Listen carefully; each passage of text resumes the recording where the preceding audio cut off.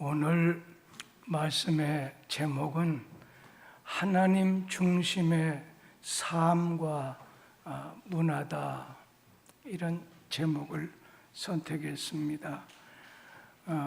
사람은 외모를 보지만 하나님은 중심을 보신다고 했습니다. 사무엘상 16장 6절 7절 말씀 중에 특별히 7절 말씀을 다 같이 한번 읽도록 하겠습니다.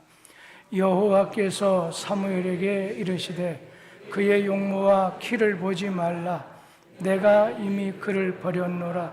내가 보는 것은 사람과 같지 아니하니 사람은 외모를 보거니와 나 여호와는 중심을 보느니라 하시더라. 자기 존재 가치 그리고 성공을 위해서 현대인들은 아주 필사적으로 외모를 가꿉니다.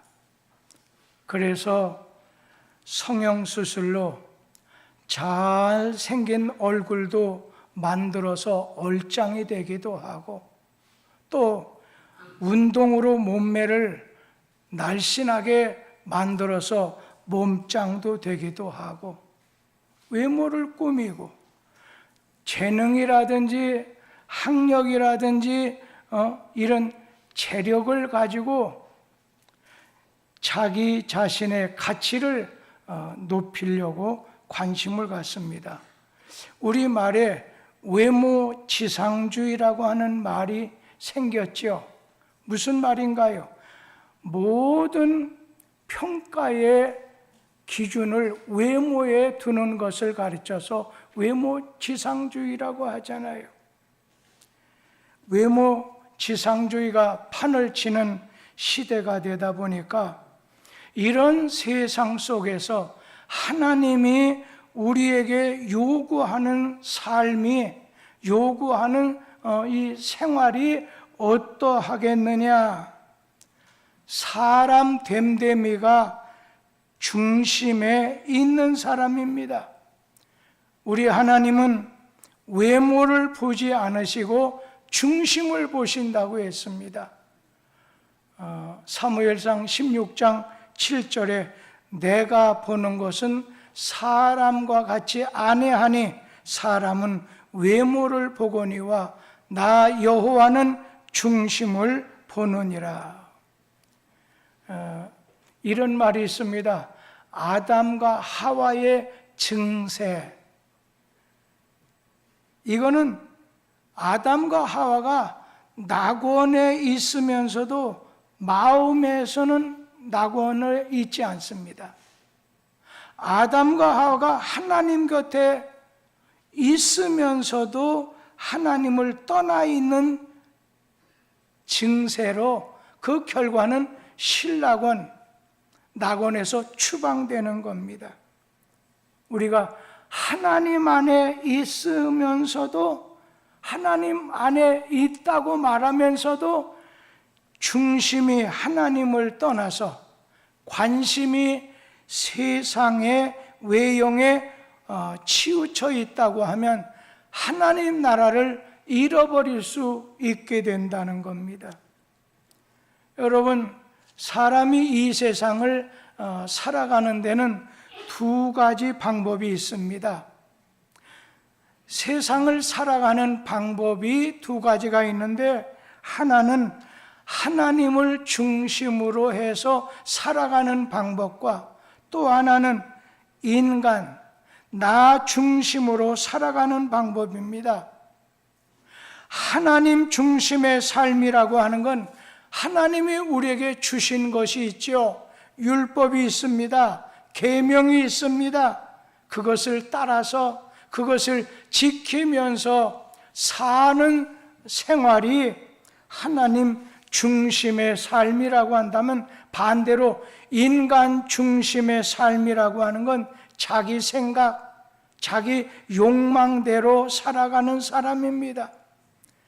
하나님을 중심해서 사는 삶은 하나님의 계명, 하나님의 말씀은 변함이 없기 때문에 세월이 지난다 하더라도 그 중심이 변하지 않습니다.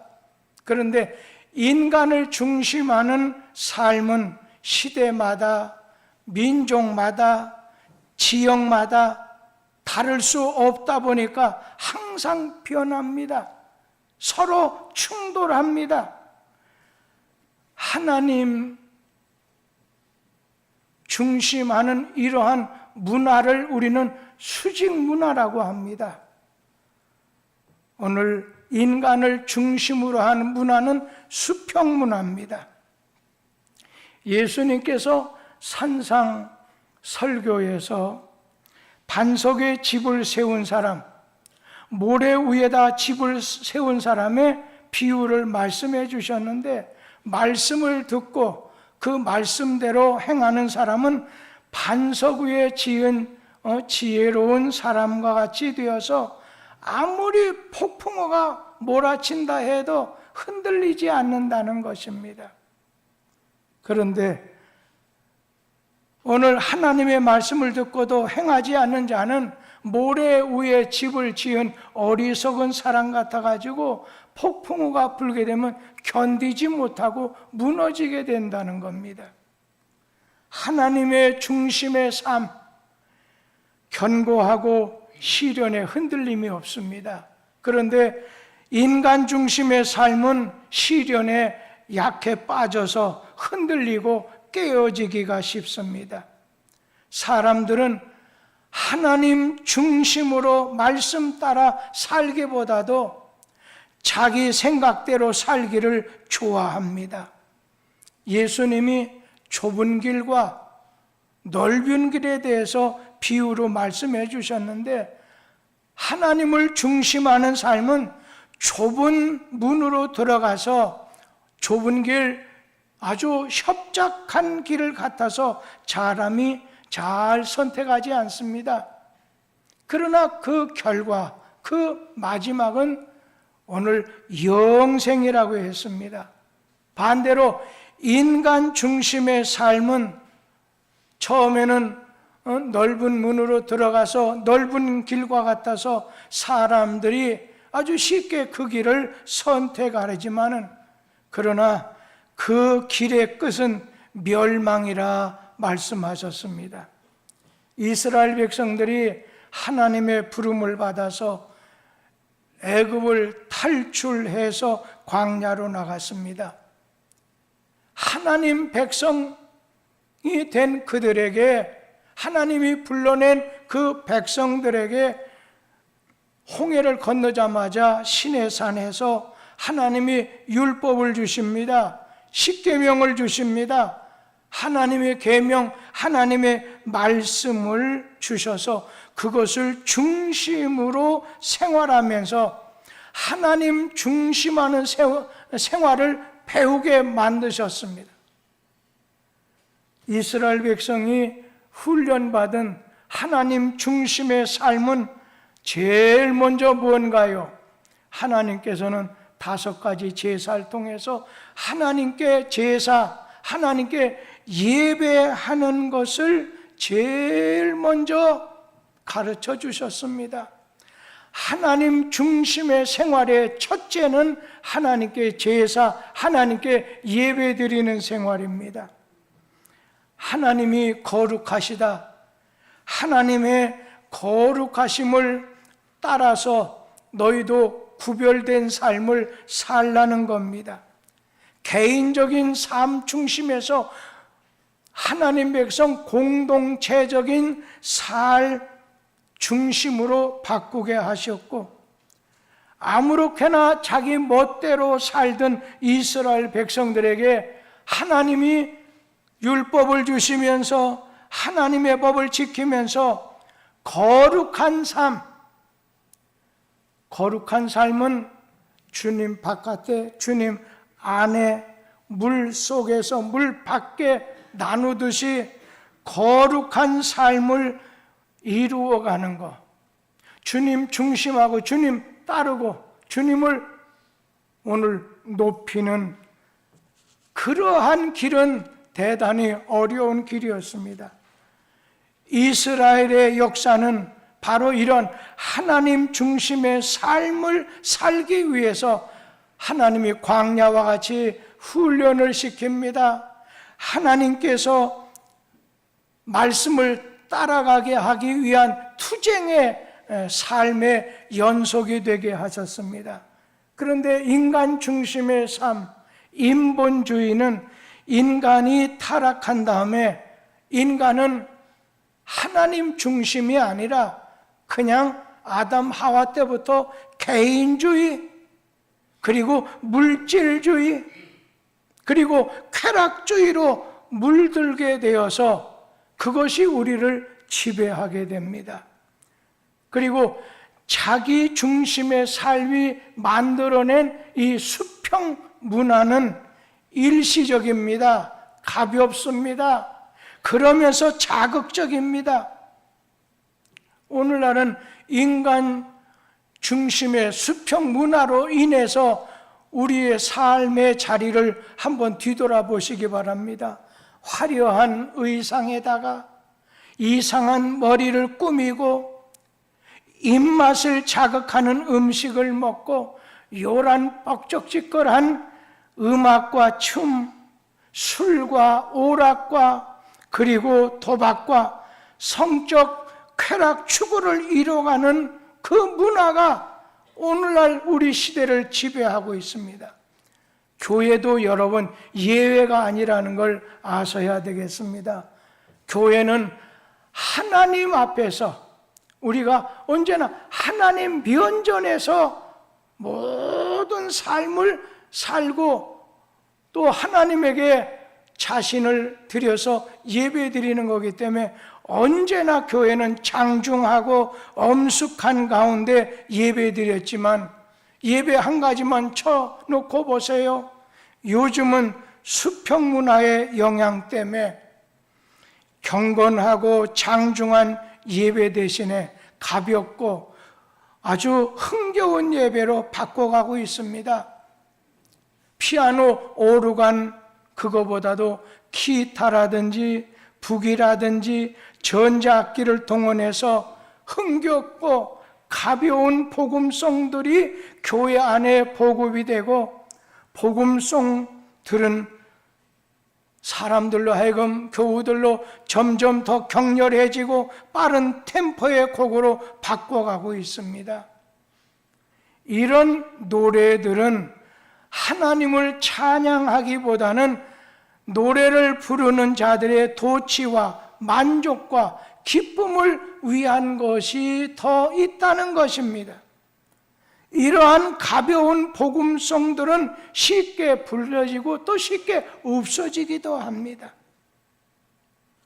오늘 기성교회에 대해서 좀 식상한 사람들이 오늘 모였다가 유행처럼 교회 안에서도 수평 문화의 영향으로 인간 중심의 삶의 고백으로 오늘 변화를 따라 새로운 것으로 옮겨가는 문화, 전통을 따르는 게 아니라 전통을 깨는 것을 자랑스럽게 생각합니다.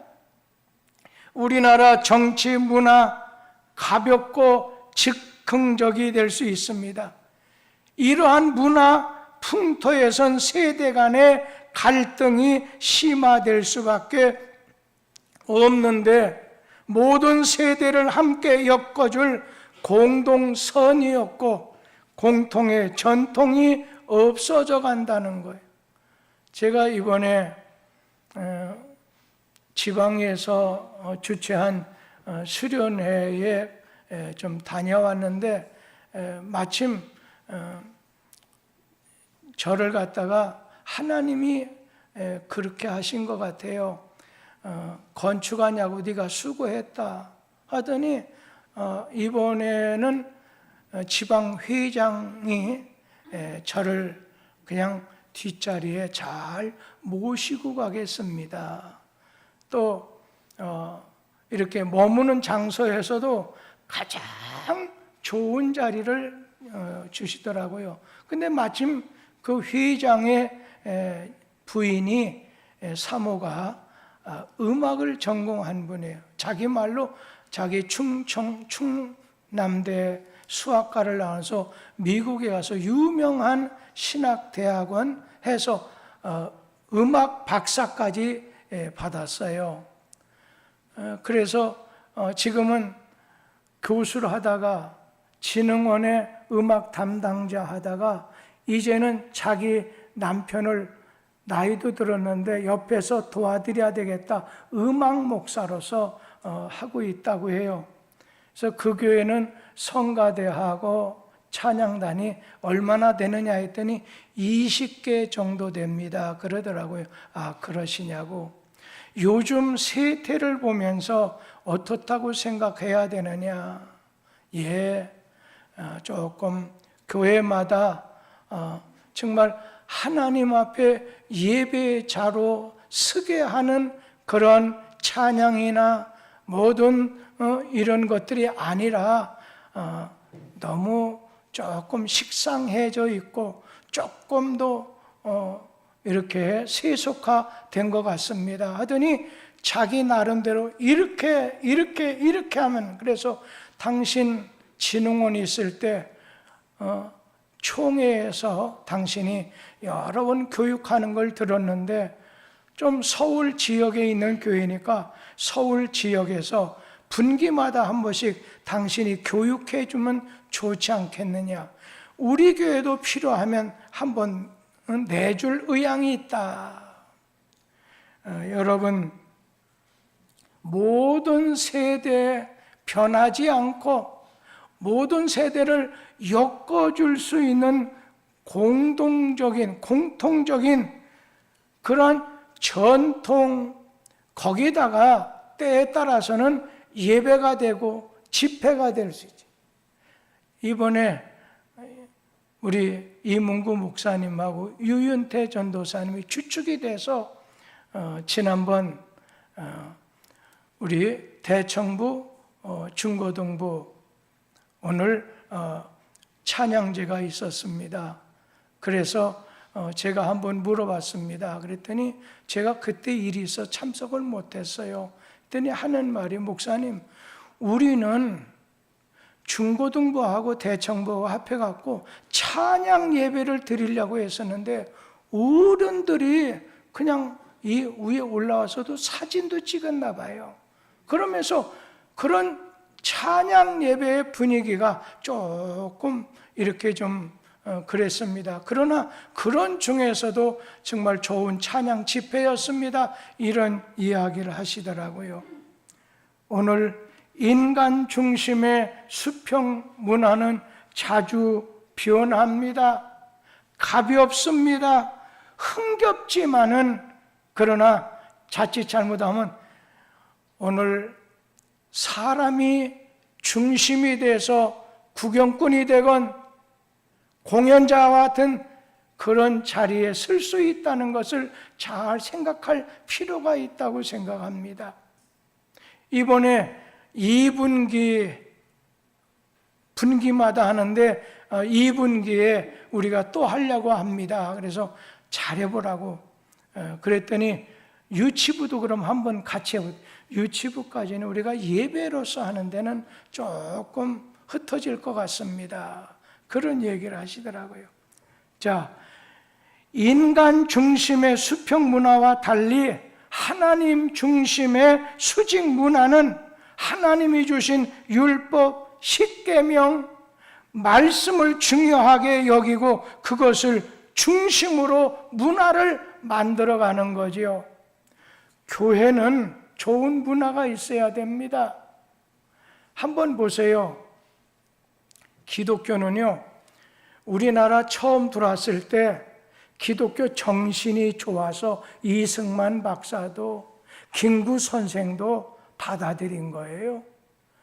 그런데 조금 지나다 보니까 기독교 정신, 자유, 박애, 평화, 이거보다 더 좋은 게 있거든요. 기독교 신앙, 예수를 통해서 죄사함과 구원에 이르는 도리가 중요하다는 걸 알고 기독교 정신, 기독교 오늘 이제 정신에서 기독교 신앙으로, 그리고 기독교 신앙으로 한참 몇십 년 달려가다 보니까 지난 1980~90년대부터 나오기 시작한 거예요. 기독교인은 기독교인답게 행세하라는 거예요. 그러니까 기독교인의 삶, 이 삶 중요한 거예요. 말만 하지 말고 기독교인답게 살라는 거예요. 그런데 요즘 들어서 무엇을 또 기독교 문화라고 하는 건 한두 번 해갖고 만들어지는 건 아니겠죠. 우리는 뚝섬교회, 기독교의 문화, 교회, 오늘 찬양의 문화, 아니면 봉사의 문화라든지 이런 걸 잘 만들어낼 필요가 있다고 생각합니다. 하나님 중심의 수직적인 문화는 하나님이 주시는 거 따라해야 돼요. 하나님이 주신 율법, 계명, 십계명 말씀을 중심으로 해서 문화를 만들어 가다 보니까 하나님 중심의 수직 문화는 하나님의 말씀을 깊이 생각하고 묵상하는 것이 중요합니다. 시편에 제일 먼저 다윗이 율법을 주야로 묵상하는 것이 이게 복이다 말씀하셨습니다. 하나님의 말씀, 하나님의 율법을 단순하게 외우고 읽고 듣는 것으로 그치지 않고 그 말씀을 듣고서 되새기는 겁니다. 그 뜻을 다시 생각하는 겁니다. 하나님의 말씀을 깊이 묵상하는 생활이 일상화가 되면 생각하는 힘이 생깁니다. 지혜가 생깁니다. 하나님을 읽으면서 자신을 돌아보게 됩니다. 역사를 살피게 됩니다. 하나님의 약속이 무엇인지 찾아내게 됩니다. 유대인들은 지혜를 대단히 소중하게 여겼습니다. 그런데 현대인들은 지식은 있어요. 그런데 지혜가 없다 보니까 정치, 경제, 사회 어떤 어려움이 닥치게 될 때 흔들리게 됩니다. 떠돌게 됩니다. 그래서 하나님의 말씀을 묵상하는 가운데 생각하는 지혜는 삶의 근본을 흔들어 놓질 못합니다. 어떤 사람 실직이 됐어요. 부도가 냈어요. 병들었어요. 금방 삶의 위기가 그에게 찾아온 걸로 여겨서 신앙생활도 잘 하지 않아요. 실직의 위기가 오늘 삶의 위기가 되었다는 거예요. 우리의 삶을 지탱해주는 근본적인 신앙이 없다면 우리도 흔들릴 수밖에 없습니다. 직장은 한 수단일 뿐이지 우리 삶의 근본이 될 수가 없습니다.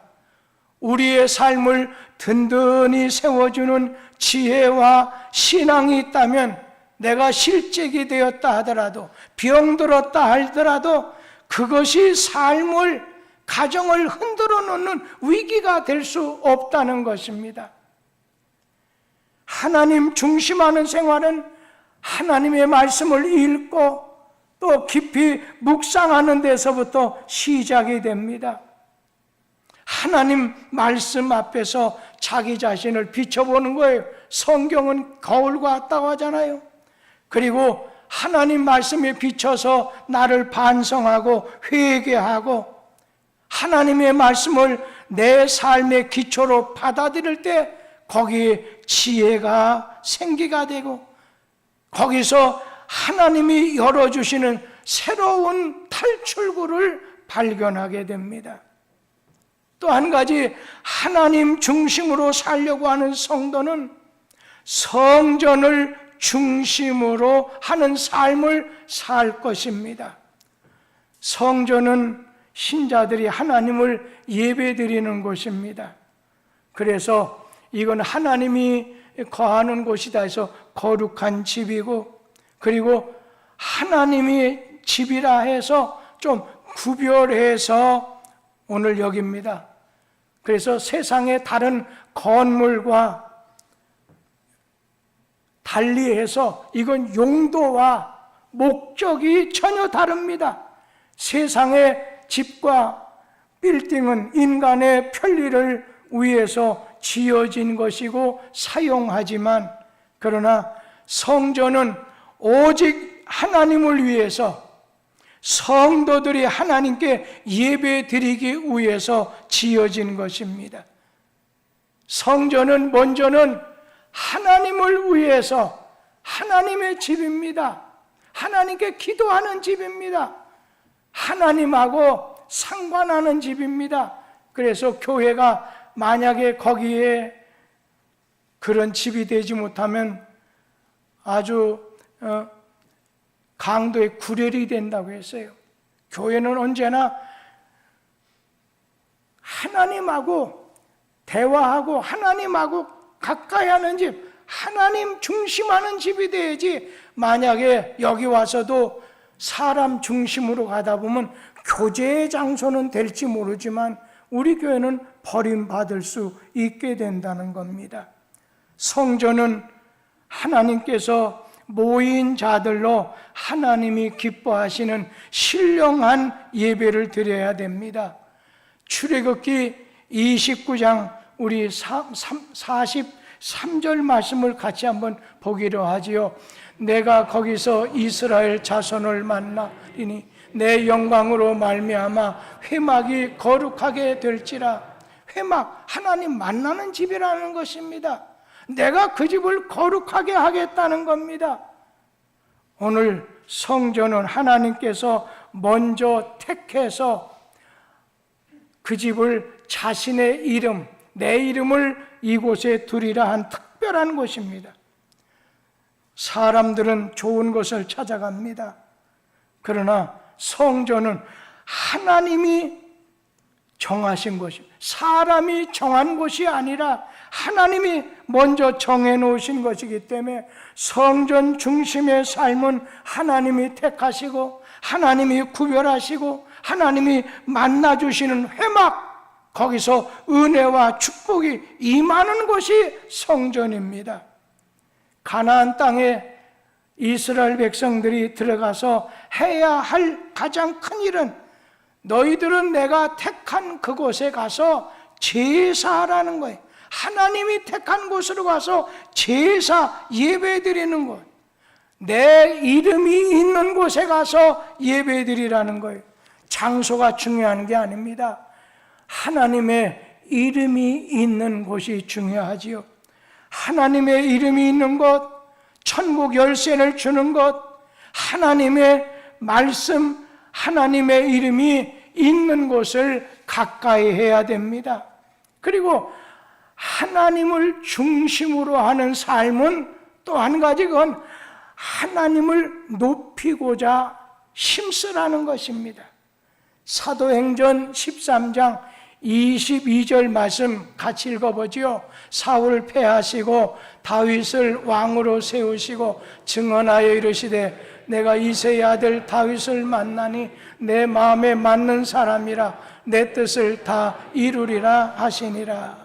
여기 보니까 다윗을 내 마음에 맞는 자, 옛날 뭐라고 했습니까?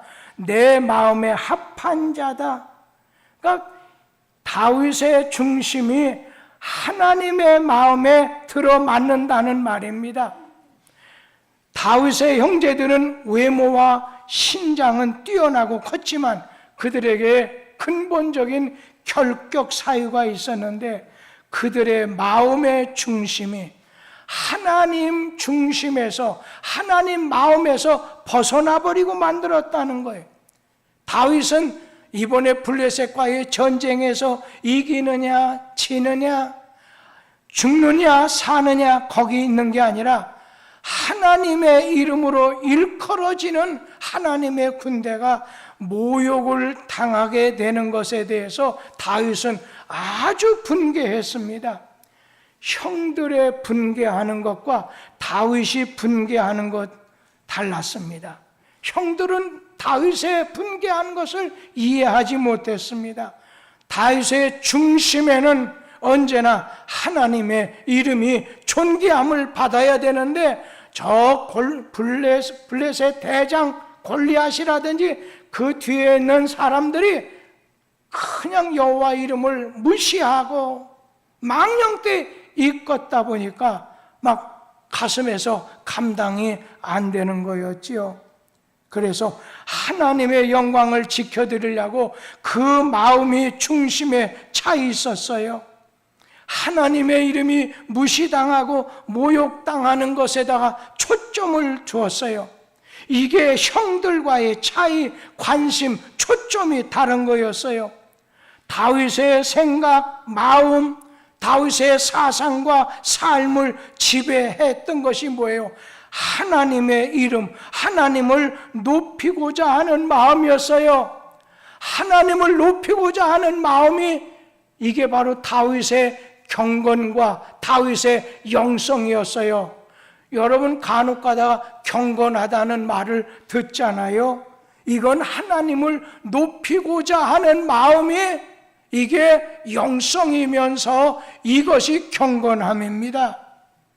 하나님을 높이고자 하는 자는 언제나 교회를 사랑하는 마음이 있어서 하나님의 군대, 하나님의 이름이, 하나님의 백성이 모욕당하는 걸 못 참아내는 거죠. 하나님을 높이고자 하는 마음이 담대한 믿음, 용기를 가져다 주었습니다. 골리앗과의 다윗과의 싸움, 무모한 싸움이지요. 그런데 어땠습니까? 상대가 되지 않았어요.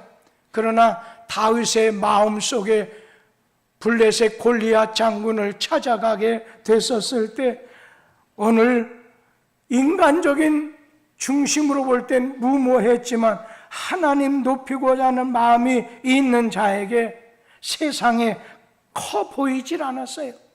하나님을 높이고자 하는 마음이 없으면 내 속에 주의 이름이 작아지게 되고 반대로 세상은 점점 더 크게 보여지게 되는 겁니다. 가나안 땅에 이제 들어가기 위해서 처음에 12명의 지파에서 한 명씩 12 정탐꾼이 정탐하고 돌아왔을 때 모세 앞에 보고하는 내용이 상반되었습니다. 두 사람 여호수아와 갈렙의 보고는 가나안 땅은 우리의 밥입니다. 하나님이 우리에게 주시기로 했기 때문에, 약속했기 때문에 많은 사람들은 그 10명의 정탐꾼, 많은 이스라엘 백성들은 막 부정적인 말로 하나님을 믿는 믿음으로 말하지 않아요. 하나님을 높이고자 했던 여호수아 갈렙만이 가나안에 들어갈 수 있었어요. 내 안에 계신 주님이 크면 세상은 별것 아니야. 너 아무것도 아니야.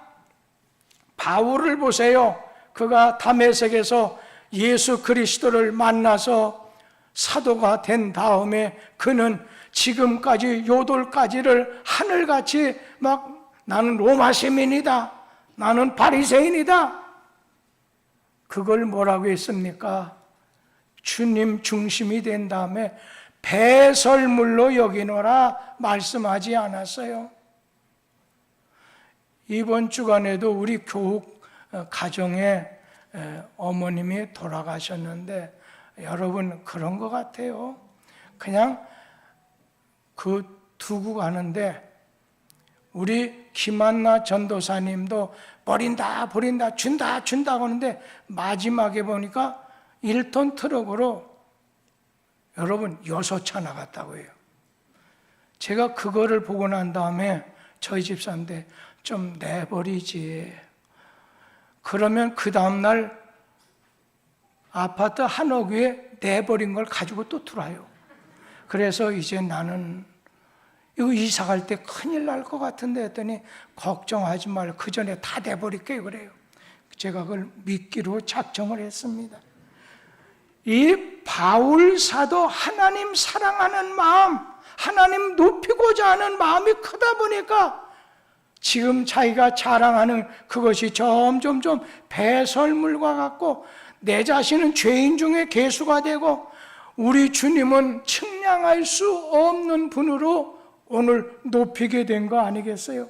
그래서 먹든지 마시든지 무엇을 하든지 고린도전서 12장 31절에 뭐라고 했어요? 하나님 영광을 위해서, 하나님 영광을 위해서, 하나님 중심하는 사람, 하나님 영광을 위해서 하나님을 높이고자 하는데 힘쓴다는 거예요. 그러면 마지막으로 하나님을 높이는 마음이 있을 때 하나님이 맡겨주신 직분이나 일이 크든 작든 따지지 않고 감사함으로 충성하게 됩니다. 우리 그리스도인은 자신이 유능하다고 하는 말을 듣기 위해서 교회 안에서 일 벌리는 거 아닙니다. 하나님 나라를 위해서 일하는 사람입니다.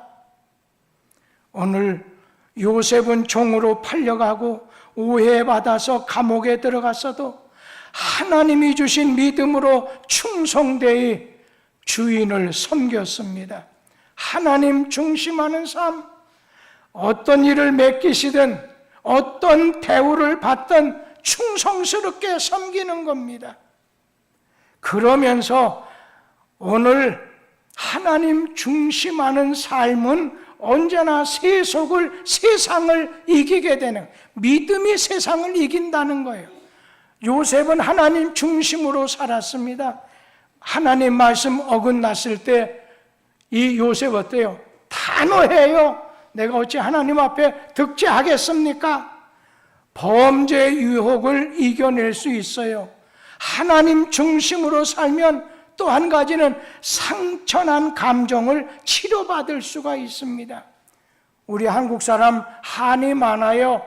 아주 원통한 생각을 잘해요. 한을 품고 사는 사람 많아요. 쓴 뿌리를 담고 사는 사람이 많아요. 지난날에 상처난 감정이 아주 응어리져 남아서, 여러분 상처가 있으면 치료해야 돼요. 약을 먹어야 돼요. 우리의 감정의 상처를 근본적으로 치료할 수 있는 분은 오직 하나님뿐입니다. 요셉이 형들에 의해서 노예로 팔려가서 운명이 완전히 바뀌었어요. 요셉의 감정을 형들에 대한 배신, 분노로 일생이 찌그러졌어요. 그러나 요셉은 노예로 팔려가도 형들을 미워하지 않았다고 했어요. 왜? 하나님 중심으로 바라봤고 하나님 중심으로 해석했기 때문입니다. 만약 형들은 하나님 중심으로 살지 못하다 보니까 요셉이 자기들을 이제 총리가 됐는데 미워할 것이라 생각했어요. 그러나 하나님 중심으로 산 요셉은 그리스도를 통해서 용서가 되듯 그 마음의 평안이 가해자들, 형들을 용서할 수 있었어요. 하나님 중심으로 산 요셉은 상처난 감정이 없었어요. 하나님 중심으로, 하나님 중심하는 가운데 그 속에서 자기를 봤어요. 그 말씀이 어디 나옵니까? 창세기 45장 5절하고 8절 두 절을 읽어보겠습니다. 당신들이 나를 이곳에 팔았다고 해서 근심하지 마소서, 한탄하지 마소서. 하나님이 생명을 구원하시려고 나를 당신들보다 먼저 보내셨나이다. 8절 말씀. 그런즉 나를 이리로 보내니는 당신들이 아니요 하나님이시라. 하나님이 나를 바로에게 아버지로 삼으시고 그 온 집의 주로 삼으시며 애굽의 온 땅의 치리자로 삼으셨나이다. 그러니까 그 사람 사냥하는 노예 상인에 의해서 끌려서 애굽으로 왔으면서 나를 이곳으로 보내니는 하나님, 당신들이 아니라 하나님이십니다. 모든 삶을 하나님 중심에서, 하나님을 중심에서 바라본 거예요. 하나님 영광을 위해서, 하나님을 높이기 위해서 오늘 보게 됐어요. 여러분의 삶이 좀 불행해요. 하나님 중심으로 삶을 보지 않고 자기 중심으로 내가 이랬는데, 내가 이렇게 사는데, 내가 하나님이 이렇게 했는데, 아니에요. 하나님 중심으로 살 때 하나님께서는 역사하셔요. 은혜 주셔요. 함께 해 주셔요. 오늘 실패하고 싶으면 자꾸만 남을 탓하세요. 그러나 성공하고 싶으면 하나님 중심의 삶, 수직적인 문화를 가지고 살게 되기를 주의 이름으로 축복합니다. 기도하겠습니다.